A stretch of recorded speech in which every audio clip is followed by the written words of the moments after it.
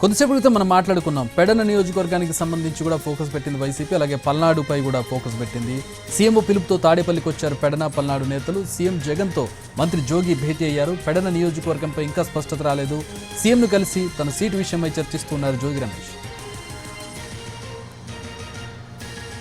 పల్నాడు జిల్లా మాచర్ల ఎమ్మెల్యే పిన్నెల్లి రామకృష్ణారెడ్డికి CM appointment ఇచ్చారు. పిన్నెల్లి కూడా సీఎం జగన్తో భేటీ అయ్యారు. ఎంపీ అభ్యర్థి ఎంపికపై పల్నాడు జిల్లా ఎమ్మెల్యేలతో ముఖ్యమంత్రి చర్చిస్తున్నారు.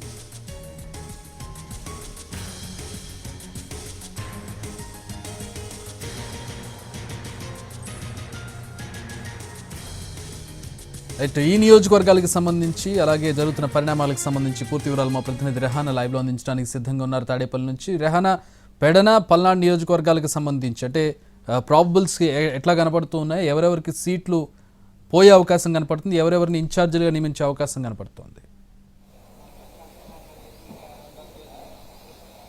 చక్రి, నియోజకవర్గాలు అసెంబ్లీ అదేవిధంగా లోక్సభ నియోజకవర్గాలకు సంబంధించిన ఉత్కంఠత వైసీపీలో కొనసాగుతోంది. వైసీపీకి సంబంధించి చూసుకున్నట్లయితే ప్రధానంగా ఇప్పుడు తాడేపల్లిలో ఉన్న సీఎం క్యాంపు కార్యాలయంలో పల్నాడు జిల్లాకు సంబంధించిన నాయకుల్ని పిలిపించారు. పల్నాడు జిల్లాకు సంబంధించిన ఎమ్మెల్యేలు పిన్నెల్లి రామకృష్ణారెడ్డి, అదేవిధంగా కాసు మహేష్ రెడ్డి, అదేవిధంగా ఈ నర్సరావుపేటకు సంబంధించి నర్సరావుపేట లోక్సభలో అభ్యర్థిని ఎవరిని పెట్టాలనే అంశం మీద ముఖ్యమంత్రి పల్నాడు జిల్లా ఎమ్మెల్యేలతోటి సమావేశమయ్యి చర్చిస్తా ఉన్నారు. ఇప్పటికే నర్సరావుపేట నుంచి ప్రస్తుతం సిట్టింగ్ ఎంపీగా లావు కృష్ణదేవరాయలు ఉన్నారు. ఆయన స్థానంలో బీసీ అభ్యర్థిగా నాగార్జున యాదవ్ పేరును ప్రాథమికంగా పార్టీ పరిశీలించింది. అయితే తాజాగా అనేక ఇతర ఈక్వేషన్స్ అదేవిధంగా ఎమ్మెల్యేల నుంచి తీసుకుంటున్న అభిప్రాయాలను పరిగణలోకి తీసుకుంటూ నర్సరావుపేట నుంచి లావు కృష్ణదేవరాయలను కొనసాగించాలా లేదంటే ప్రత్యామ్నాయం చూడాలా అనే అంశం మీద ప్రస్తుతం చర్చలు జరుగుతా ఉన్నాయి. పల్నాడు జిల్లాకు సంబంధించిన ఎమ్మెల్యేలు అటువైపు పిన్నెల్లి కావచ్చు, అదేవిధంగా కాసు మహేష్ రెడ్డి, ఇతర ఎమ్మెల్యేలు తమ అభిప్రాయాలను ముఖ్యమంత్రి ముందు పెడతా ఉన్నారు. మనం చూసుకున్నట్లయితే మరోవైపు పెడనకు సంబంధించి కూడా కసరత్తు జరుగుతుంది. పెడన నుంచి ప్రస్తుతం ప్రాతినిధ్యం వహిస్తున్నారు మంత్రి జోగి రమేష్. ఆయన కూడా సీఎంఓ నుంచి పిలుపొచ్చింది. ఆయన కూడా ముఖ్యమంత్రితోటి కలిశారు.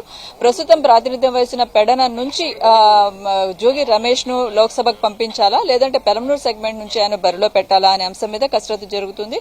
ఒకవేళ గనక జోగి రమేష్ ను పెరంనూరు నుంచి కనుక పెట్టినట్లయితే పెడనలో అభ్యర్థి ఎవరు? ప్రస్తుతం జిల్లా పరిషత్ చైర్పర్సన్ గా ఉన్నారు. వాళ్ళకి రాములు వాళ్ళకి సంబంధించి అక్కడ నుంచి బరిలో పెట్టాలా? ఈక్వేషన్ సామాజిక వర్గాల ఈక్వేషన్ ఏ రకంగా ఉంటుంది?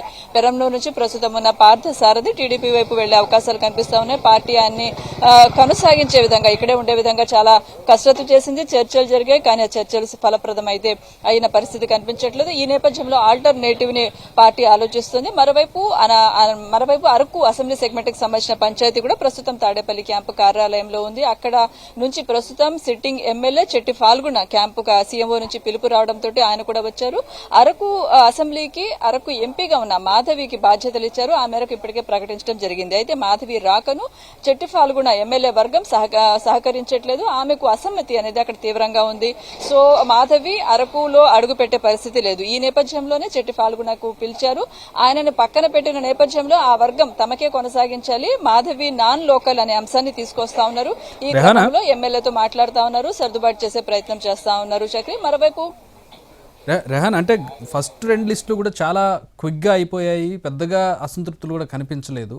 3వ లిస్టుకు వచ్చేటప్పటికి చాలా ప్రొలాంగ్ అవుతోంది. అసంతృప్తులు ఎక్కువ కనపడుతున్నారు. కన్విన్స్ చేయాలని అటువైపు నుంచి ఇటు అధిష్టానం వైపు నుంచి కన్విన్స్ ప్రయత్నాలు జరుగుతూ ఉన్నాయి.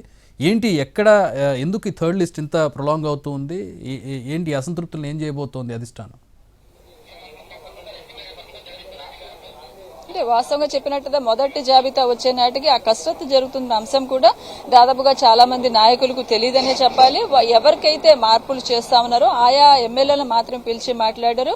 ఒకేసారి హఠాత్తుగా మొదటి లిస్ట్ లో 11 అసెంబ్లీ సెగ్మెంట్లకు సంబంధించిన లిస్ట్ అనౌన్స్ అయింది. అయితే ఆ తర్వాత నుంచి మిగతా నాయకులందరూ మిగతా ఎమ్మెల్యేలు సిట్టింగ్లందరూ కూడా అలర్ట్ అయ్యారు. అదే సమయంలో ఆశావాహులు కూడా అలర్ట్ అయ్యారు. తమకు అవకాశం కల్పించాలని లేదంటే ఆల్రెడీ కనుక అనౌన్స్ చేసేసినట్లయితే తమ అసమ్మతి గళాలు వినిపించడం ఇదంతా జరుగుతా ఉంది. ఈ నేపథ్యంలోనే 3వ జాబితాకు సంబంధించి 25 నుంచి 30 అసెంబ్లీ సెగ్మెంట్ లో అసెంబ్లీ కావచ్చు లోక్సభ సెగ్మెంట్లకు సంబంధించిన కసరత్తు జరుగుతోంది. ఈ క్రమంలోనే ఇప్పటికే దాదాపుగా 38 నియోజకవర్గాల్లో మార్పులు చేర్పులు చేశారు. ఆ తర్వాత నుంచి చూసుకున్నట్లయితే ఏ సెగ్మెంట్ లో గెలుపు గుర్రాలు ఉన్నాయి, ఈక్వేషన్ ఏ రకంగా ఉండాలి, అదేవిధంగా అసమ్మతులను ఎంతవరకు ఏ రకంగా హ్యాండిల్ చేయాలనేది చాలా ఎక్కువగా ప్రొలాంగ్ జరుగుతుంది. మరోవైపు మనకున్న కీలక సమాచారం ప్రకారం చక్రి ఇతర పార్టీల నుంచి ఎవరైనా టీడీపీ నుంచి కూడా వైసీపీలోకి టచ్ లో కొంతమంది నాయకులు ఉన్నారు, కొంతమంది కొంతమంది ఎమ్మెల్యేలు ఎంపీలు ఉన్నారు అన్న సమాచారం కూడా అందుతుంది.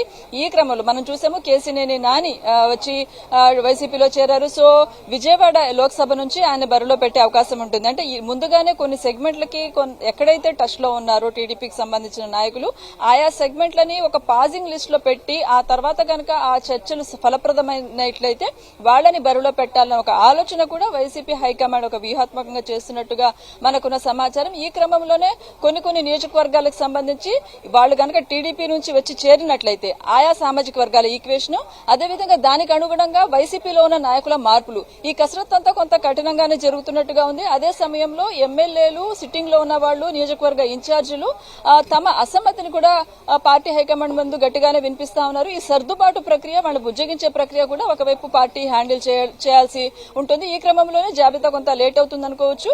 ఈ సాయంత్రానికి జాబితా ఇస్తారు అన్న ఒక ప్రచారం కూడా వైసీపీ వర్గాల్లో జరుగుతోంది. Chakri, alright, thanks for the updates Rehana.